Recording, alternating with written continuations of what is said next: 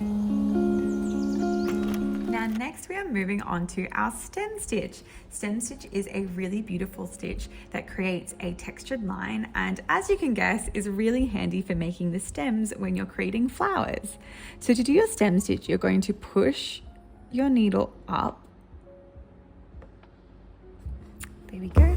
Push your needle up at the beginning of your line.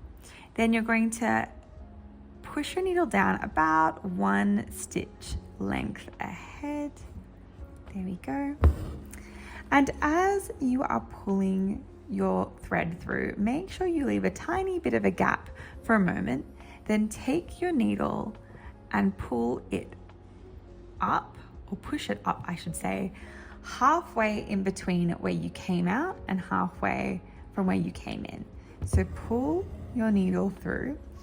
Then as you do this, you can pull your thread together nice and tight, and then you're going to go forward another stitch space ahead and repeat the same technique. As you're doing this, push your needle up again. You want it roughly in between where the previous stitch finishes and where you've come down again as you pull that through. What this is going to create is a beautiful layered effect.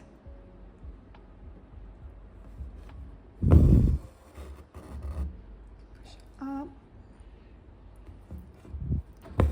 We create gorgeous texture on your piece. Now, something to remember here is that you always want to make sure that you're coming up in the same direction. So, for example, as I push this stitch below and I come up, my loop is going, it's sort of facing downwards, so you can see the loop is stretched below. However, if I was holding my loop up here and I pulled it through, it would look quite different from my previous stitches.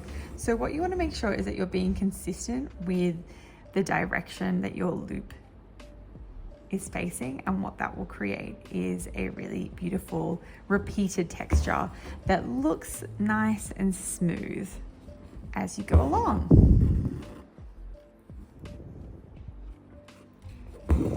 Down. Another great thing about stem stitch is that you can sort of change the length of your stitches really easily without it being too noticeable, and this is fantastic for if you're doing curving shapes, especially if you are stitching some gorgeous floral stems, and of course they change shape.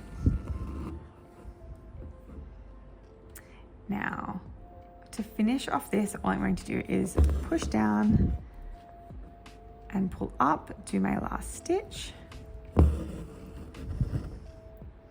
and then make sure this is pulled nice and tightly, and take your needle and put it just a little bit ahead of your previous stitch.